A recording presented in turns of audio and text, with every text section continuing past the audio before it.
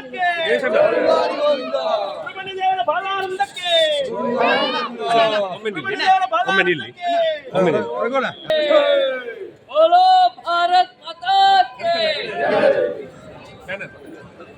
बोलो भारत माता के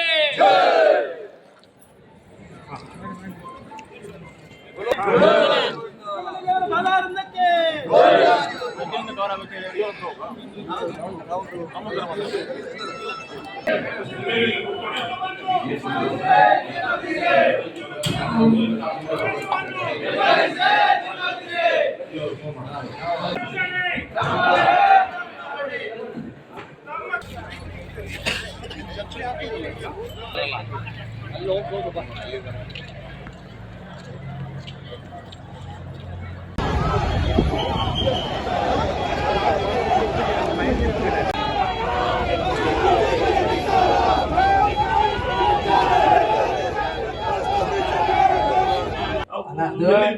ವಿಷಯ ಸತ್ಯ. ನಾನು ಹೇಳ್ತೇನೆ, ನಾನು ಕೂಡ ಹಿಂಗೆ ಬಂದು ಕಾದವನು. ಆದರೆ ನನ್ನ ಸತ್ಯ ಏನಂತ ಹೇಳಿದ್ರೆ, ಸುಮ್ಮನೆ ಯಾರೋ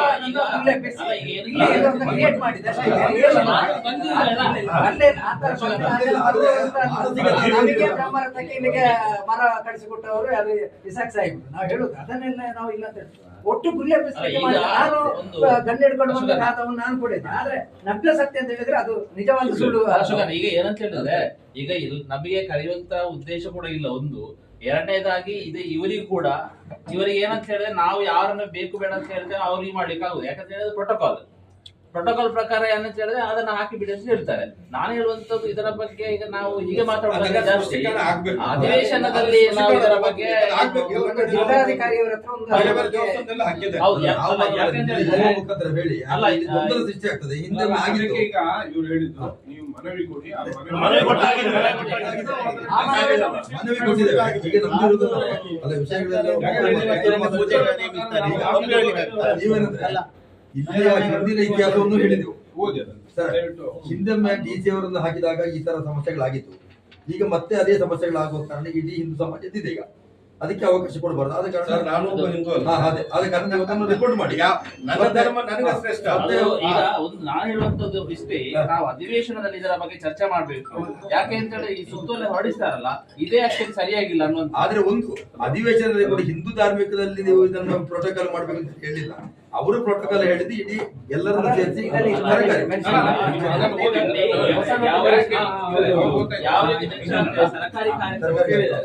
ಸರ್ಕಾರಿ ಕಾರ್ಯಕ್ರಮ ಅಂತ ಹೇಳಿದ್ರೆ, ಈಗ ನಮ್ಮ ದೇವಸ್ಥಾನ ಅದರಿಂದ ನಾವು ಸ್ವಲ್ಪ ಬೇರ್ಪಡಿಸಬೇಕಿದೆ. ಈಗ ಹಿಂದೂ ಧಾರ್ಮಿಕ ಸಂಸ್ಥೆ ಅನ್ನುವಂಥದ್ದು ಅದರಿಂದ ಬೇರ್ಪಟ್ಟಾಗ ಇದರಿಂದ ನಮಗೆ ಮಾಡಲಿಕ್ಕೆ ಆಗ್ತದೆ. ಅಲ್ಲ, ದೇವಸ್ಥಾನದಲ್ಲಿ ಧಾರ್ಮಿಕ ಇದು ಮಾತ್ರ ಮಾಡಬೇಕಲ್ಲ, ಸರ್ಕಾರಿ ಕಾರ್ಯಕ್ರಮ ಮಾಡ್ಲಿಕ್ಕಿಲ್ಲ. ವಿಚಾರ ಹೌದು. ಈಗ ಏನಾದ್ರು ಸುತ್ತೋಲೆ ಹೇಗಾಗಿದೆ ಅಂತ ಹೇಳಿದ್ರೆ, ಸರ್ ಸುತ್ತೋಲೆ ನಾಡ್ದು ಪ್ರಸಾದ ಕೊಡ್ಲಿಕ್ಕೆ ಅನ್ಯ ಮಧ್ಯರಿಗೆ ನೋಟಿಸ್ ಕೊಡ್ತದೆ. ನೀವು ಡಿಸಿಷನ್ ತಗೊಳ್ಳಿ, ಕಮಿಟಿಯವರು ಡಿಸಿಷನ್ ತಗೊಳ್ಳಿ, ನಿಮಗೆ ನಾವು ಸಪೋರ್ಟ್ ಮಾಡ್ತೇವೆ, ಏನು ಆಗುದಿಲ್ಲ.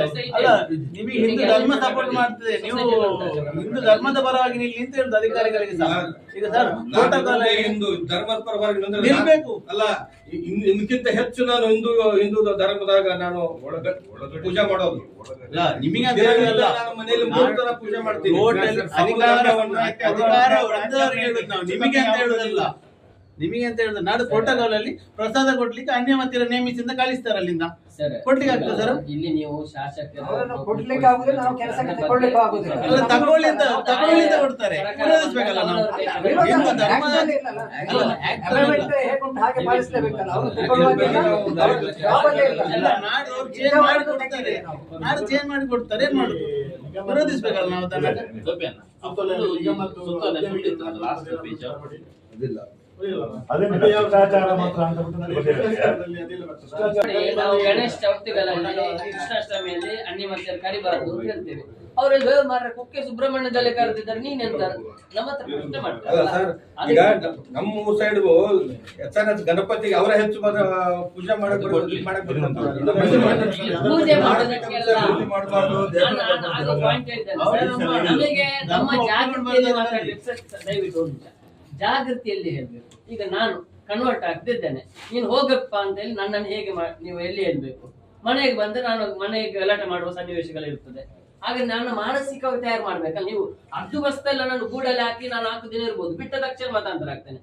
ಮಾನಸಿಕವಾಗಿ ನನ್ನ ಧರ್ಮದಲ್ಲಿ ನನ್ನ ವಿಚಾರದಲ್ಲಿ ಉಳ್ಕೊಳ್ಳಿಕ್ಕೆ ನೀವು ಎಲ್ಲಿ ನನಗೆ ಶಿಕ್ಷಣ ಕೊಡ್ತೀರಿ? ನೀವೇ, ನೀವೊಬ್ರು ಧಾರ್ಮಿಕ ಅಧಿಕಾರಿ, ನೀವು ಹೇಳಿ ನನಗೆ ಎಲ್ಲಿ ನೀವು ಶಿಕ್ಷಣ ಕೊಡ್ತೀರಿ? ನನಗೇನು ಗೊತ್ತಿಲ್ಲ.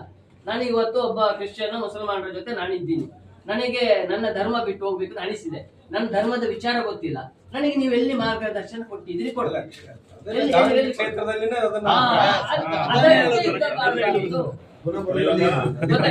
ಹೇಳಿದ್ರು ಇದರ ಬಗ್ಗೆ ಅಧಿವೇಶನದಲ್ಲಿ ಮಾತ್ರ ಖಂಡಿತವಾಗಿ. ಯಾಕಂತ ಹೇಳಿದ್ರೆ ಇವತ್ತು ಇಷ್ಟು ವರ್ಷದಲ್ಲಿ ಯಾವತ್ತೂ ಕೂಡ ಇಂಥ ಪ್ರೋಟೋಕಾಲ್ ಬಂದಿರಲಿಲ್ಲ ನಮ್ಮ ಕ್ಷೇತ್ರಕ್ಕೆ.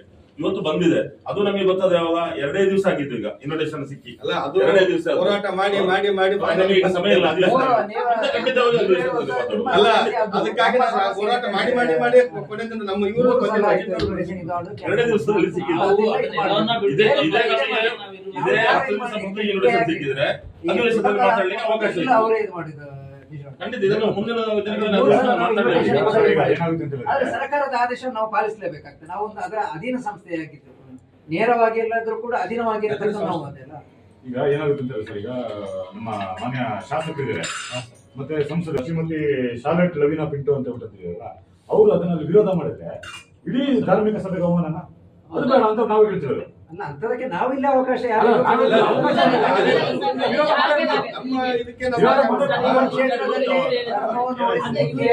ದೇವರ ಇದಕ್ಕೆ ಅವರಿಗೆ ಏನಾಗತ್ತೆ ಅಂತ ಇವತ್ತು ಪ್ರಶ್ನೆ. ಅದಕ್ಕೆ ವಿರೋಧ ಮಾಡಿಬಿಟ್ರು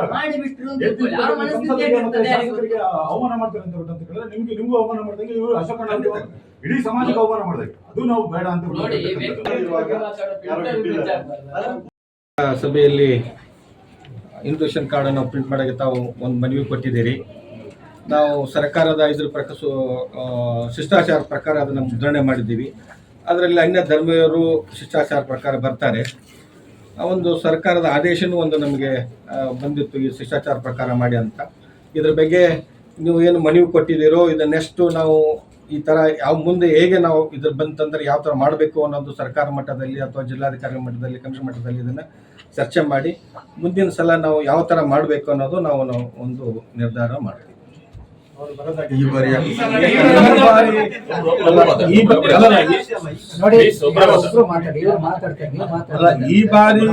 ಅವ್ರಿಗೆ ನಾವು ಬರೋದಾಗೆ ಶಿಷ್ಟಾಚಾರ ಪ್ರಕಾರ ನಾವು ಹಾಕಿದ್ದೀವಿ. ಬಹುಶಃ ನನಗನ್ಸೋ ಮಟ್ಟಿಗೆ ಯಾರು ಈ ಗೊಂದಲದಲ್ಲಿ ಯಾಕಪ್ಪ ಅಂತ ಬಹುಶಃ ಬರ್ಲಿಕ್ಕಿಲ್ಲ, ಅದು ಬಹುಶಃ ಬರಲ್ಲ ಅಂತ ನಾವು ಅನ್ಕೊಂಡಿದ್ವಿ.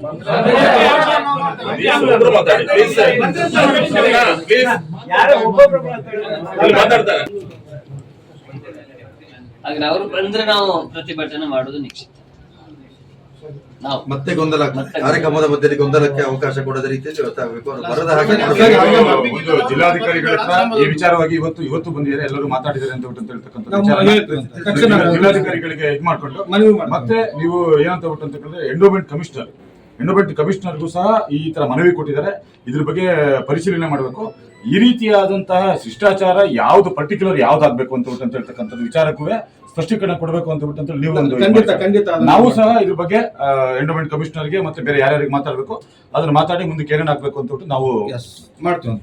ಎಲ್ಲರಿಗೂ ಧನ್ಯವಾದಗಳು. ಒಳ್ಳೇದಾಗ್ಲಿ. ಹೋಗಿ ಬನ್ನಿ, ನೀವು ಕೆಲವಷ್ಟು ಕಾರ್ಯಕ್ರಮಕ್ಕೆ ಬನ್ನಿ, ಸಭೆಗೆ ಬನ್ನಿ, ಒಳ್ಳೆ ಸಾಂಸ್ಕೃತಿಕ ಕಾರ್ಯಕ್ರಮಗಳು ನೋಡಿ.